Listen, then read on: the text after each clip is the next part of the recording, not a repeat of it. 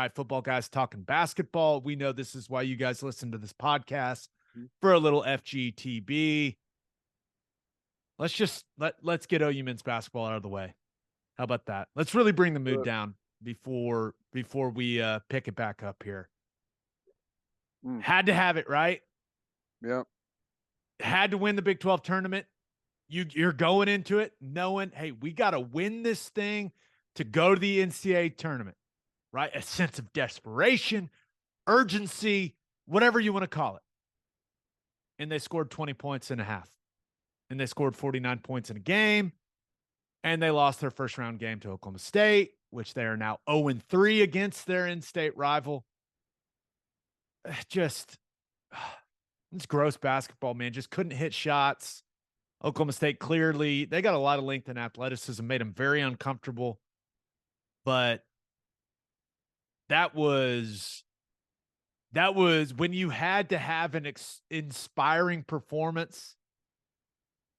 Man, that was a tough watch, dude. I don't know how else to put it. That was ugly. Yeah.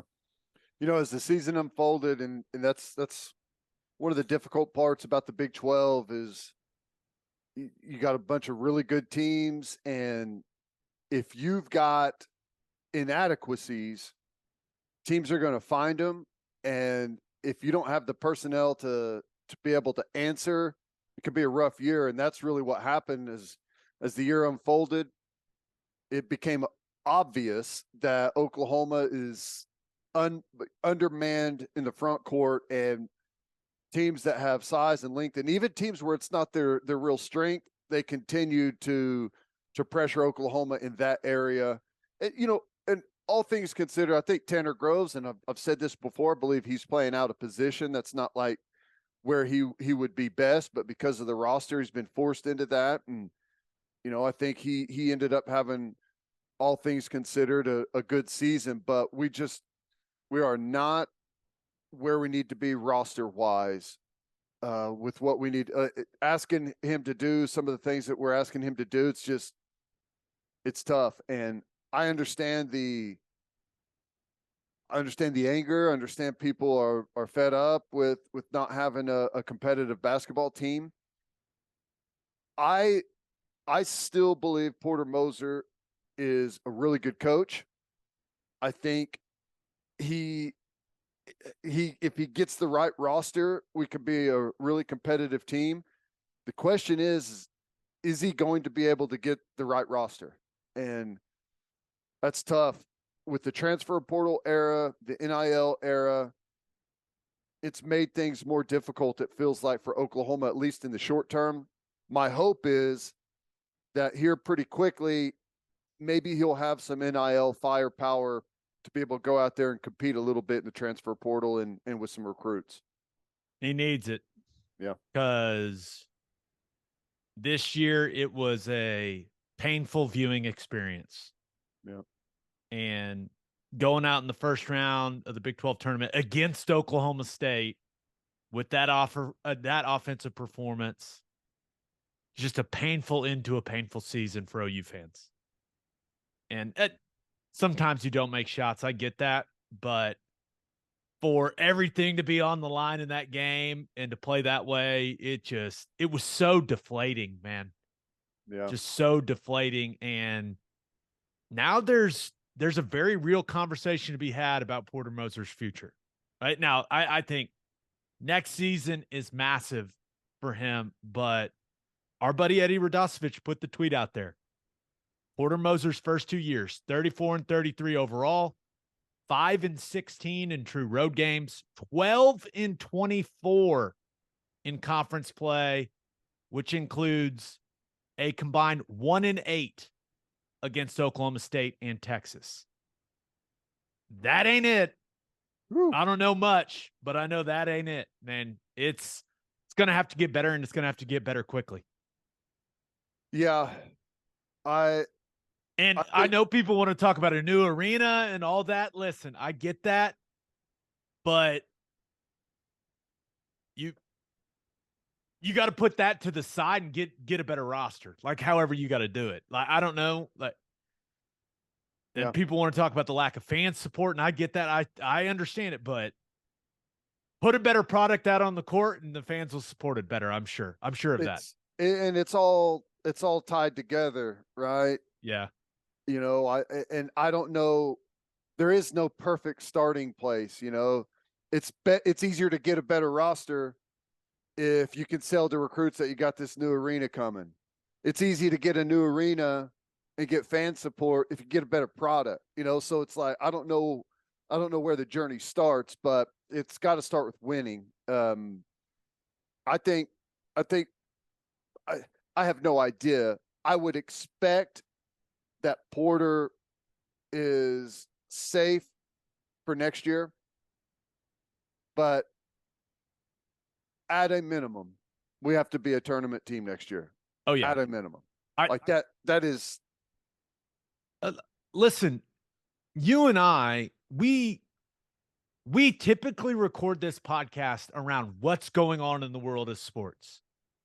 We're recording this on Selection Sunday, and we don't even care about watching the show because OU's not even in the conversation. Yeah. I'm not even sure they're going to make the NIT. They probably don't deserve to make it.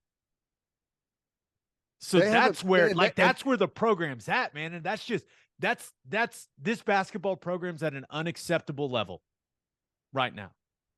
Right? We don't expect this team to be to go to Final Fours all the time. Right? That's not the expectation. The expectation is to make the tournament. And they're not even close to being in the conversation. Like Jerry Palm puts out this list of a gajillion bubble teams. And OU hasn't been on it once. They've been out of the conversation for weeks, going back a long way. Like, okay, you look at the schedule, it's unrealistic to expect us to do what we need to do down the stretch. Like, we're in win the conference tournament or go home, and we're not winning the conference tournament. We kind of know what has happened there. And that reminds me of an unbelievable stat that I heard this week, and I'm sure you heard it too. Oklahoma won their third straight Big 12 tournament in 2003. They won it 01, 02, and 03. Since that tournament win, OU has not won back-to-back Big 12 tournament games. Jeez. I know. I was like, no. That can't be right. And that is right.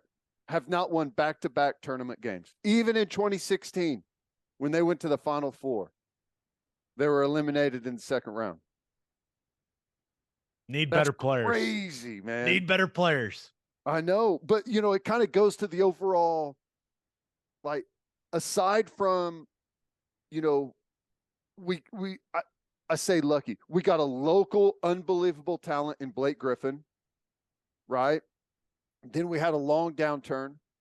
We had just the perfect brew of Buddy Hield and an experienced team that all stayed together for a long time and got better together for that final run. And then we had Trae Young for 1 year, which brought some excitement, but results were low. But outside a handful of those things, and local unbelievable talent, it's been a long time since we've been consistently a competitive basketball team. It's a great point. I don't feel like it should be that way. Am I just no? Because it's happened. We've seen it happen. Incredible run in the Tubbs era, obviously. The Sampson era, they were mainstays. Like I said, won 3 Big 12 tournaments in a row, and it's not like it was a down Big 12 at the time either. What did they make 2 Final Fours in that run, like in 01 and then 03 or something like I don't remember, but pretty consistent there. And I don't think anyone is even asking to be a Final Four team every year. Just be a tournament team, and when things kind of the right the stars align and you've got the right ingredients there, make a deep run and see what we've got. Maybe something special can happen. Yeah. And you got to develop some guys, right?